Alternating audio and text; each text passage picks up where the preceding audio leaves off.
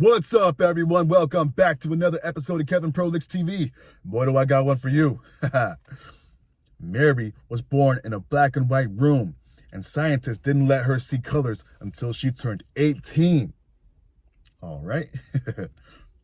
She saw something we didn't.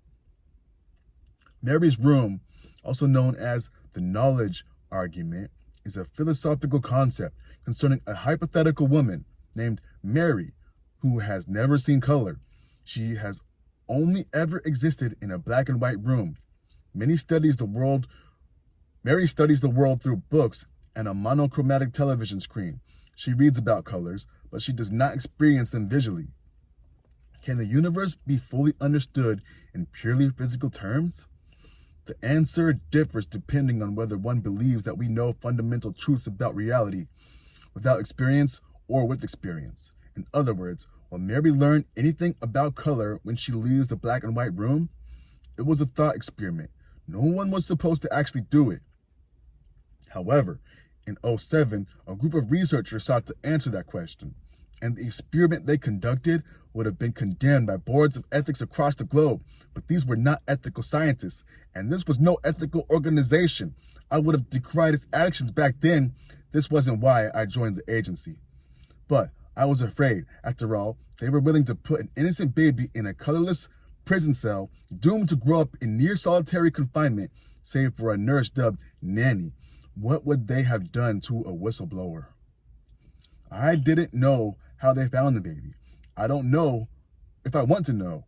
Whether a parent willingly gave her up or one of the scientists intentionally bred her for the experiment, the result remains the same. A baby named Mary, in honor of the philosophical concept which inspired the horrifying experiment, was placed in a white, windowless, foam-padded cell. She was blindfolded whenever her nurse entered the room to provide food, formula, and fresh clothes. Always the same black onesie, with coverings like mittens and socks to cover her hands and feet. She was also made to wear a facial covering, akin to a baklava, which covered her face. There was no mouth slit to avoid her seeing the color of her lips, and she wore black contacts in her eyes. Equally, Nanny wore the same exact attire every time she entered the room. To put it simply, Mary's daily outfit was horrid, barely any more humane than a straitjacket and a bag over the head. There was no room for error. Mary was watched by at least one person at all hours of the day and night. Should she get curious and try to sneak a peek at the color of her skin or eyes, she would receive 100 volts in the collar attached to her neck.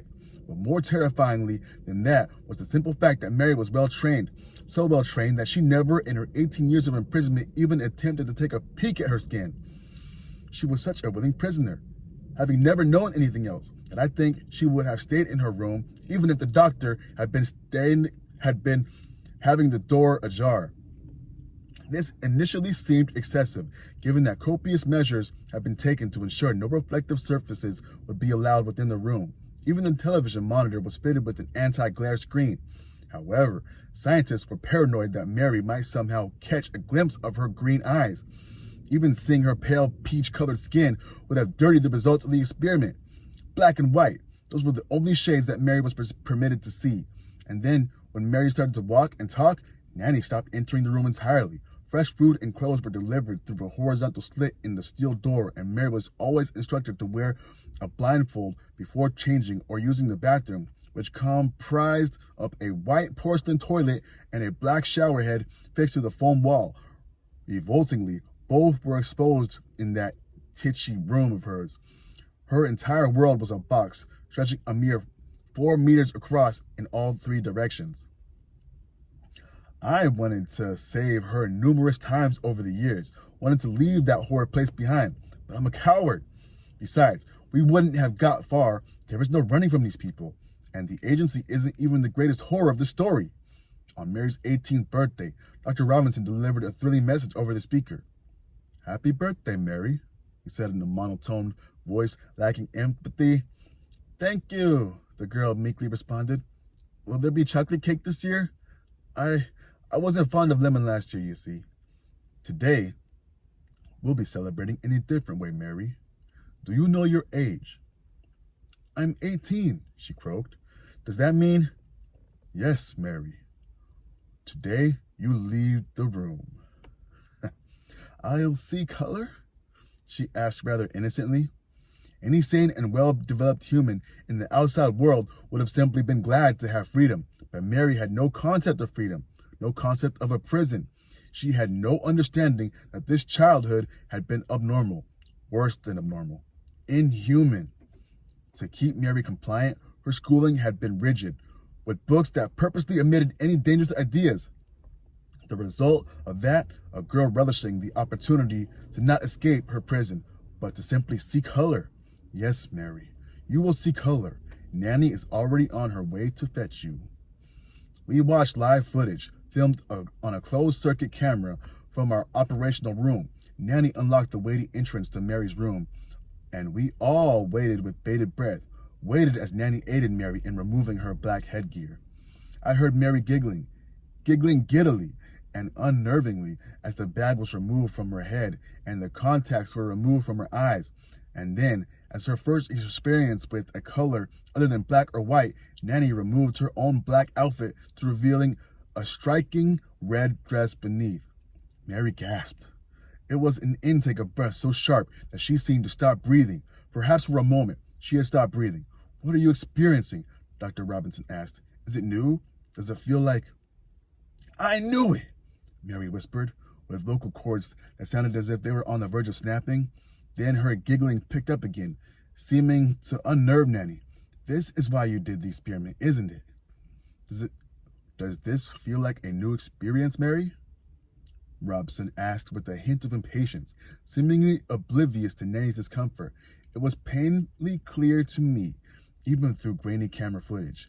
Mary shot her teary face up to the camera. Yes, but I've been waiting for it. Yes, I know that, Mary. But so have I. Tell me about it. Tell me about the red. How does it feel to experience true color for the first time? We're seeing some interesting brain activity on the screen, but your words would really help us to... I'm not talking about the red, Mary interjected. And then she jabbed an accusatory finger at Nanny's dress in a way that frightened me. Certainly frightened Nanny, who jumped backwards. I'm talking about that, she giggled. I knew there was something you were leaving out of the books and TV shows all over the years. What are you saying, Mary? I don't understand. Red. You're looking at red. Red, and the second color, she insisted. The color you didn't describe in the books. None of the adjectives you used describe this one. Red is just as stark, powerful, and passionate as described. The blue color of Nanny's eyes is as soothing and tender as described. But this other color on her dress is just... What other color? It's just red, Mary, Robson cried. Right there, Mary yelled as she lunged forward and prodded Nanny in the abdomen. The woman in the dress jumped backwards, clutching her stomach, and then Mary's eyes went wide. She whimpered. Oh. What, Mary? Robson asked. Please tell us what you're seeing. What I saw, she whispered, moving her finger up to Nanny's face. It moved up there, and now it's gone. Please describe this other color to us, Mary, Robson said before putting an image up on Mary's television set. Which one of those is it? Mary's eyes shot to the television screen and quickly scanned the television. 12 colors. It's not one of those. Not a different shade of one of those. It's a different color. There are 10 million possible permutations of colors, Mary. Perhaps you just... No, Dr. Robson, the girl interrupted, panting heavily as her eyes darted back to Nanny's face, studying it. I understand how shades work. The shade of blue on the screen differs from the color of Nanny's eyes, but that other color, it wasn't included on the screen. It was... Mary stopped, and her eyes widened. Then she said, I'm sorry. Nanny frowned. That's okay, Mary. I know you didn't mean to... Not you, Mary hissed before leaning forward and trying to look into Nanny's mouth. I'm sorry, I saw you. Mary, you're not making any sense, Dr. Robson said. I think we've done enough for today. We'll do more tomorrow. So, I wasn't supposed to see it, Mary moaned, shooting backwards, clutching into the foam wall, then seizing clumps of her hair. Oh, God, why don't you see it? It's Nanny. It's in you. Nanny looked up at the camera. I'd like to step outside now, Dr. Robson. Dr. Robson sighed, then pinched the bridge of his nose between two of his fingers. Fine, Nanny. Nanny had already spun on her heel to leave. She would have done so regardless of whether Robson gave her permission to, as Mary was clearly disturbing her. But she barely took one step before her body fixed itself to the door. And then Nanny jutted like a fleshy bobblehead. I was overcome by a warm sensation across my skin, and moments later, there came a thunderous explosion. Skin flew into the walls as from a red eruption, dress fragments, blood, and guts. Nanny had spontaneously imploded. Screams filled the operating room. Some fled, some fainted. Others simply froze. I don't even know whether any of them noticed. Mary, clawing her eyes out, leaving streaks of blood and tears across her cheeks, as mere minutes after seeing color for the first time, she ensured that she would never see anything else ever again. I'm sorry, the eyeless woman wailed. I didn't know I wasn't allowed. Please, I'll never see you again.